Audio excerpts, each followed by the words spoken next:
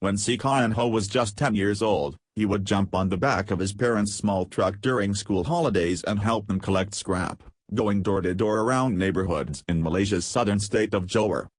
Taking their haul back to the family yard, they would spend hours separating the glass bottles, aluminum cans, discarded newspapers and metal. Seah now employs 350 people to help him run Heng Hiap Industries, one of Malaysia's top 5 plastic recycling businesses, which processes about 40,000 tons of waste per year from both domestic and overseas suppliers.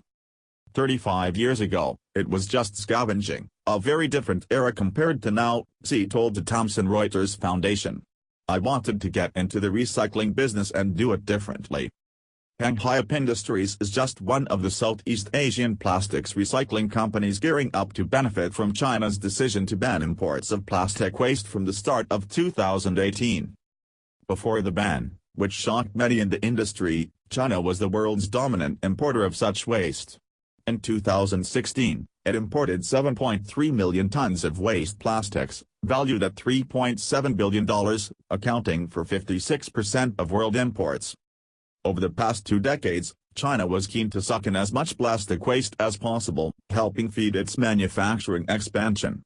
But policymakers took action after a string of scandals involving unscrupulous players in the waste market.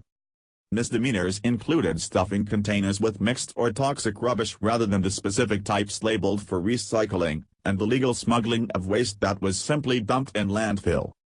Plastic China, an award-winning documentary released in late 2016, ignited further public outrage by highlighting the human and environmental costs of the under-regulated, Wild West-style recycling industry.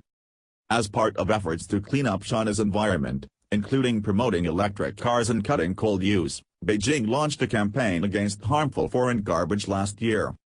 Some of the worst-hit exporters of plastic waste are based in the United States and Britain, leaving those 2 countries scrambling to find alternative places to take their rubbish. The industry was not prepared for it, said Surendra Padawari Borad, a businessman who runs a recycling company in Belgium and the United States and chairs the Plastics Committee at the Brussels-based Bureau of International Recycling, BIR. I used to say about Europe and the US, if China gets a cold, we get a fever, and if China gets a fever, we get pneumonia, he added. No complaining.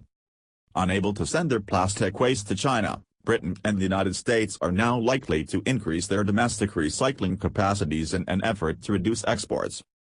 But industry officials say this could take years and may still not be enough. If anyone has a problem selling their scrap plastic right now, they should not be complaining, they should be looking at themselves, because this has been on the cards for quite a while, said Damien Van Leuven, founder of Vanton Global, an international plastics recycling company based in Hong Kong. Faced with growing stockpiles of plastic waste, many British and US companies are either burning some plastics for energy recovery or sending the materials to landfill, several industry researchers told the Thomson Reuters Foundation. Both of these methods will have a catastrophic impact on the environment, they warned.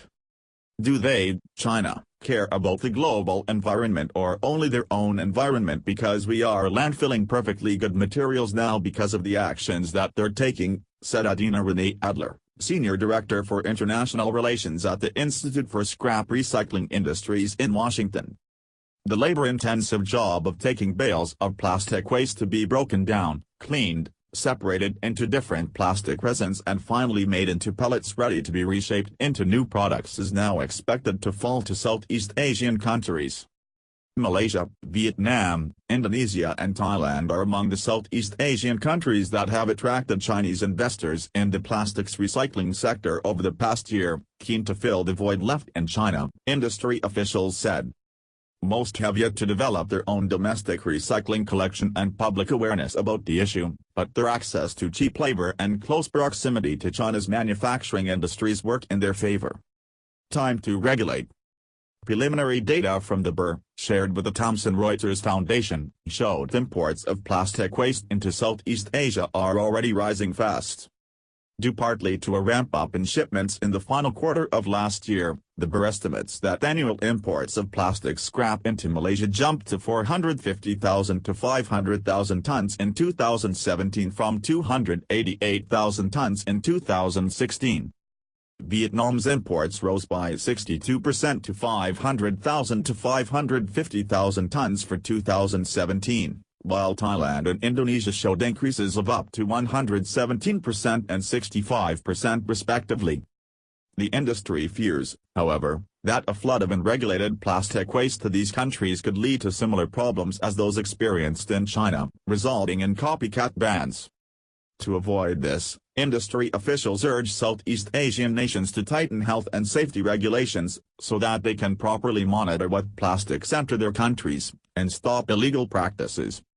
Greenpeace East Asia Plastics campaigner Liu Hua wants to see companies use less plastic packaging in the longer term, but for now, Southeast Asian governments should strengthen environmental controls to limit the spread of hazardous chemical waste and any negative impact on human health, he said.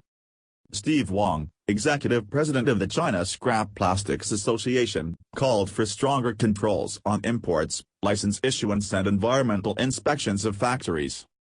To date, the world has produced more than 8 billion tons of plastic, said Borad at the BER. Only 9% has been recycled, while just under 80% has been treated as waste, sent to landfill sites or dumped in the oceans. As awareness rises over the dangers of allowing plastic waste to end up in the sea where it poisons fish and can enter the human food chain, recycling capacity will need to grow considerably worldwide. In Malaysia, Seah remembers how his parents were once ashamed they made a living from collecting and reusing scrap, believing it to be a profession that was not respected. But when his recycling company received an international award for environmental leadership in 2013, it helped change their minds. Southeast Asian nations now face a similar battle to shift perceptions of the recycling industry. I don't believe there is a global plastics pollution problem, there is a global plastics ignorance problem, said Seah. It is a substance with a lot of hidden values. The video is sponsored by Seatronic.com.